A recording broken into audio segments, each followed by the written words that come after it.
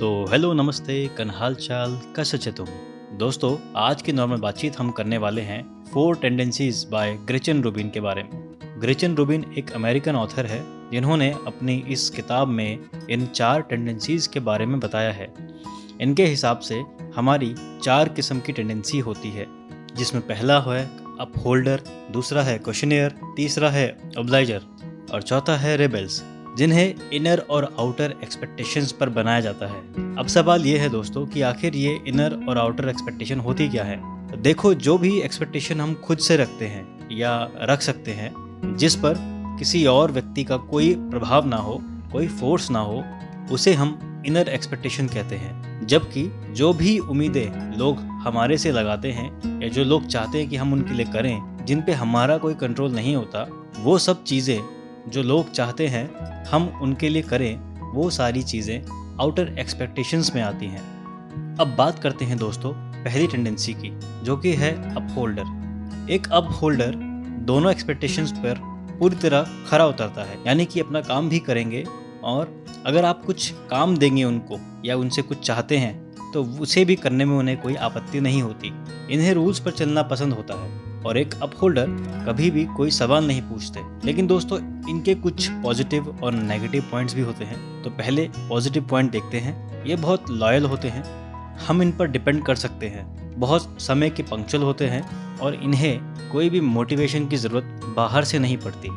ये वैसे ही self motivated रहते हैं। लेकिन दोस्तों अगर नेगेटिव पॉइंट की बात करें तो ये इरिटेट हो जाते हैं उस वक्त जब इनको कोई फिक्स शेड्यूल नहीं मिलता है या फिर किसी अनऑर्गेनाइज्ड जगह में अगर ये चले जाते हैं तो वहाँ इनको बहुत इरिटेशन होता है।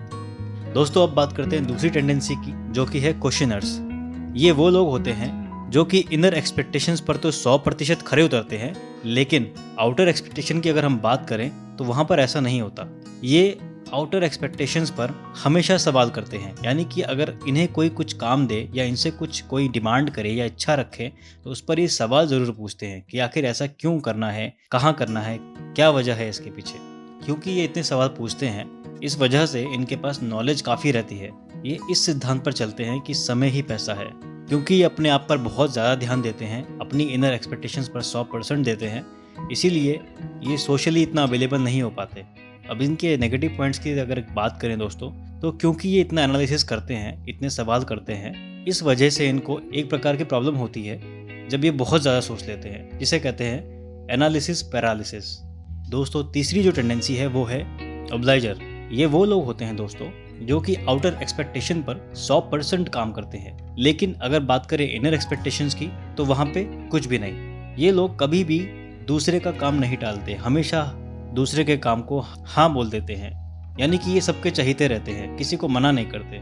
लेकिन दूसरी तरफ देखें दोस्तों तो ये खुद के लिए कभी कोई समय नहीं निकालते, ये खुद के बारे में कभी कुछ नहीं सोचते।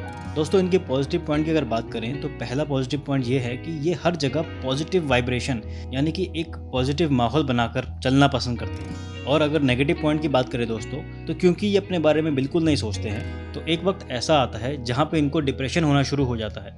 दोस्तों चौथी टेंडेंसी है रिबेल।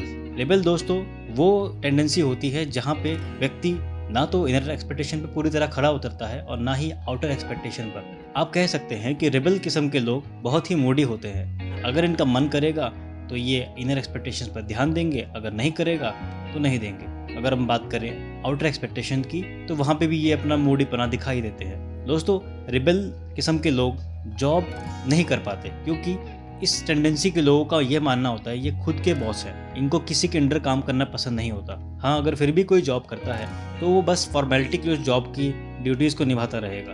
एक रिबेल टेंडेंसी के व्यक्ति को दखल अंदाजी बिल्कुल पसंद नहीं है, यहाँ तक कि अगर आप उसको बार बार टोकेंगे या मोटिवेट करने की कोशिश करेंगे तो भी वो इरिटेट हो जाएगा। अगर इनका पॉजिटिव साइड देखें दोस्तों, रिबेल बहुत ही जेन्युइन किस्म के लोग होते हैं, बहुत क्रिएटिव होते हैं और बहुत पैशनेट होते हैं। लेकिन इनका पैशन भी तब तक चलता है जब तक इनका मूड है। अगर इनका मूड नहीं बनता तो वो पैशन को भी ये साइड रख देते हैं। बात करें इनके नेगेटिव पॉइंट की दोस्तों, तो क्योंकि ये खुद को ही अपना बॉस समझते हैं, इसलिए ये भी इनके लिए एक इशू क्रिएट कर देता है और इन्हें कोई भी शेड्यूल की ज़रूरत नहीं पड़ती। अगर आप इनको शेड्यूल देंगे तो वो कभी भी उस पर फॉलो या पूरी तरह से उस पर काम नहीं करेंगे। तो दोस्तों आई होप आपको आज की नॉर्मल बातचीत अच्छी लगी हो।